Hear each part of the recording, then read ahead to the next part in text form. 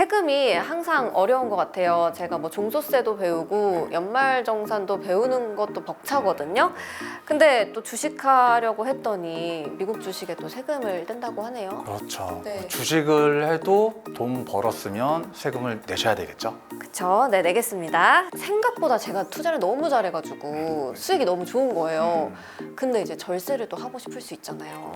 어떻게 해야 돼요? 네, 일단은 그럼 이걸 줄이기 위해서 우리가 한번 생각을 해보자면 첫 번째로는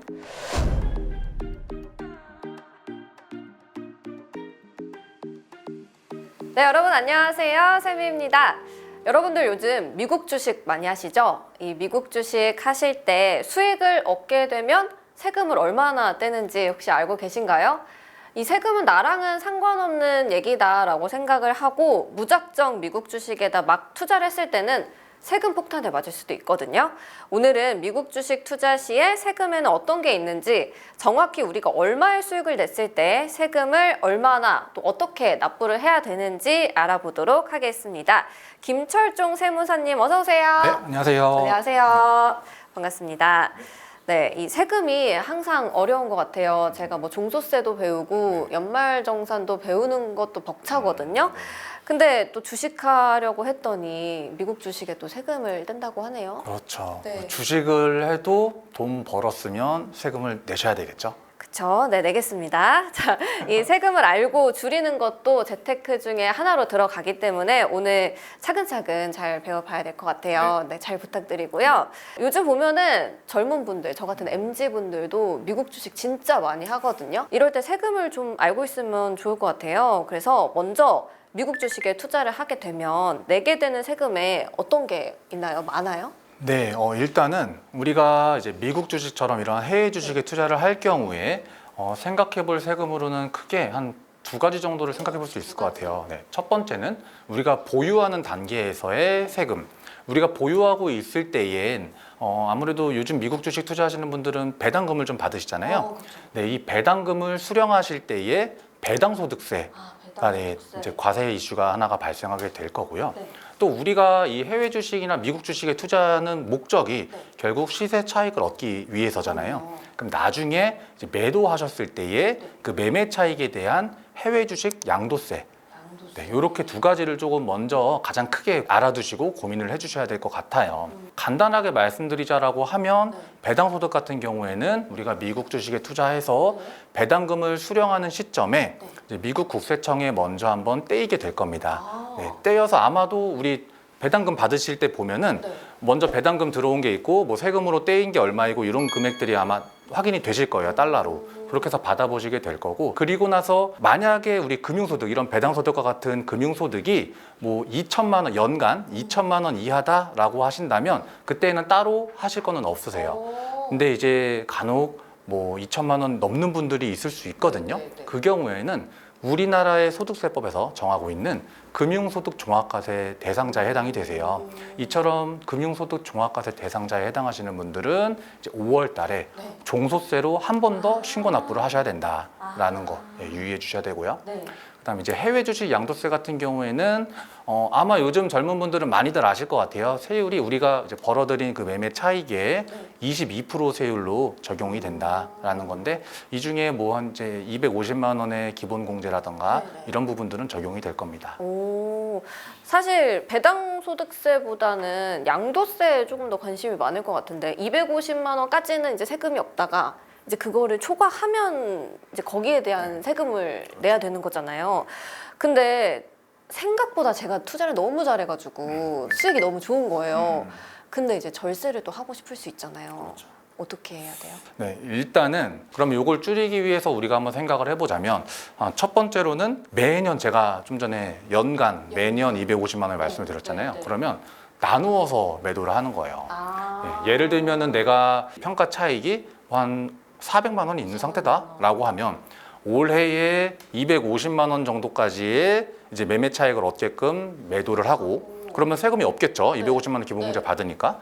나머지는 내년에 150만 원만큼의 이익을 얻으면서 매도를 한다라고 하면 또 그때에도 250만 원 기본공제를 적용받으니까 세금이 없이 전부 매각을 할 수 있는, 매도를 할 수 있는 방법이 될 거예요. 그 다음으로는 또 하나의 방법은 이런 것도 있어요. 저희가 뭐 해외 주식을 투자하면서 네. 항상 이익만 날 수는 없잖아요.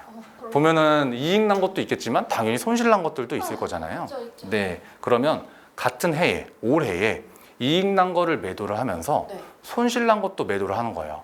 그러면 우리나라 세법에서의 이 해외 주식 양도세를 계산할 때에는 이익분과 손실분을 서로 통산을 하거든요. 그럼 내가 만약에 150만 원 이익 났고 그다음 100만 원의 손실 난 거를 팔아버리면 서로 통산이 돼서 남아있는 50에 대해서만 이제 양도세가 계산이 되는 거죠. 아, 그러면 12월 31일에 네. 250만 원 수익을 받고 1월 2일에 250을 벌었어요. 네. 그럼 되는 거예요? 그렇죠. 이론상 가능한 거죠. 아. 우리가 이제 대신에 모든 이제 네네. 주식을 우리가 매도할 때에는 그 결제일이 있잖아요. 네네. 뭐 T 플러스 2일, 맞아요. T 플러스 뭐 3일 뒤에 1일, 막 T 플러스 3일이 있잖아요. 네네. 거기에 맞춰서 항상 이 주식 양도세는 이제 결제일 기준으로 들어가기 때문에요.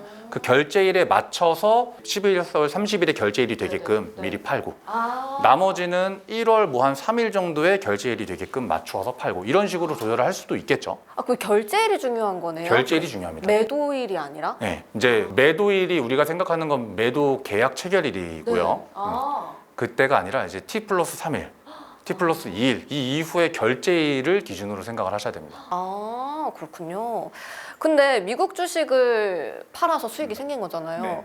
왜 한국에 세금을 내야 돼요? 아, 그렇죠. 왜냐하면 네. 자, 일단 우리나라의 소득세법 이제 이건 소득세법에서 규정을 하고 있는데 네네. 우리나라 소득세법을 보면 우리나라 거주자, 우리나라 사람들, 우리나라 거주자는 소득세법에서 정하고 있는 모든 소득에 대해서 우리나라에 납부를 해야 한다. 세금 이제 납세 의무가 발생한다라고 규정을 하고 있고 여기에 국외 자산에 대해서 특히 우리 해외 주식 양도소득에 대해서도 과세 대상으로 규정을 하고 있어요. 그러다 보니까 우리나라 사람이 네. 미국 주식에 투자해서 얻은 소득에 대해서는 우리나라 국세청에 납세를 하게끔 세법이 정해져 있는 겁니다. 근데 생각을 해보면 자 우리가 반대로 미국 국세청 입장에서 생각을 해볼게요. 그럼 미국 국세청에서는 우리 미국에서 발생한 소득인데 당연히 미국 국세청에서도 과세를 하려고 할 수가 있잖아요. 그렇죠. 네, 그럼 양쪽에서 서로가 다 하려고 할 수가 있잖아요. 그러면 겹치는 부분이 있을 수 있고 어떤 어떤 이런 이제 마찰이 생길 수가 있으니까 이러한 것들을 좀 저희가 해소하고 조정을 하기 위해서 한국과 미국 간에 조세 조약이라는 걸 맺어놨어요.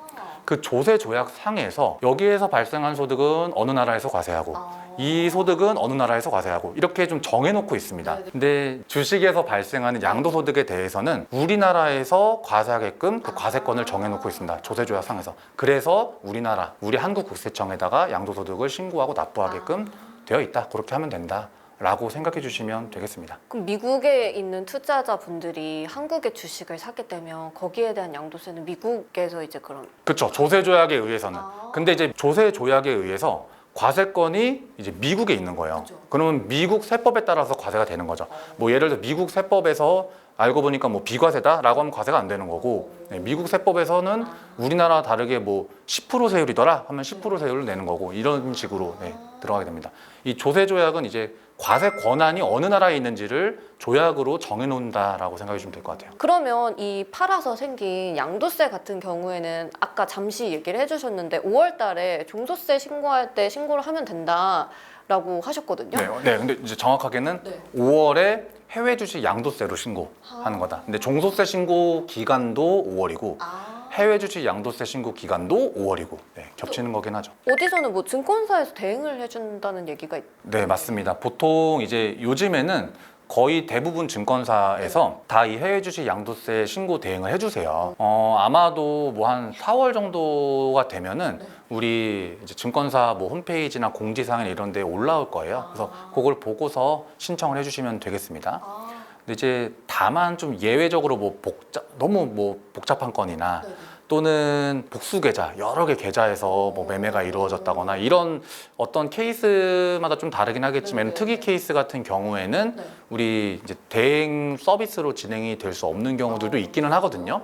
그런 분들 같은 경우에는 이제 신고 기한 놓치지 않게 세무대리인분들 통해서 진행해 주시면 되겠습니다. 그렇군요. 근데 미국 주식 같은 경우는 배당도 은근히 많이 주잖아요. 그러면은 배당 소득세를 떼간다라고 하셨는데 그것도 그럼 이제 5월에 신고를 하는 거예요? 그쵸. 근데 여기에서는 좀 나눠서 일단 생각을 해봐야 돼요. 일단은 우리가 미국 주식에 투자해서 요즘엔 뭐 미국 배당주 이런 데도 투자들 많이 하시니까 그래서 배당주나 이런 미국 주식에 투자해서 받게 되는 그 배당 소득은 일단 수령하는 시점에서 아까 저희가 처음 말씀드렸던 것처럼 먼저 미국 국세청에 떼이게 되겠죠. 자동으로 떼이는 거죠? 자동으로 떼입니다. 그거는 떼이고 들어와요. 그래서 먼저 떼이게 될 거고요. 네네.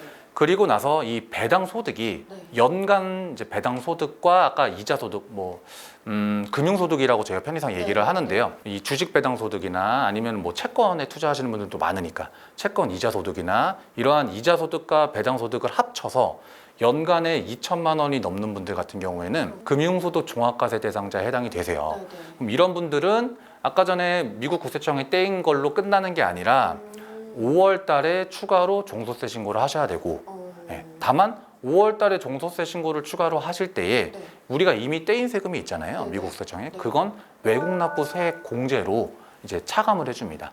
그 미리 낸 세금만큼은 공제가 적용이 돼서 남은 금액에 대해서만큼만 추가로 납부를 하시면 된다. 이중과세를 그렇게 조절을 해주고 있다.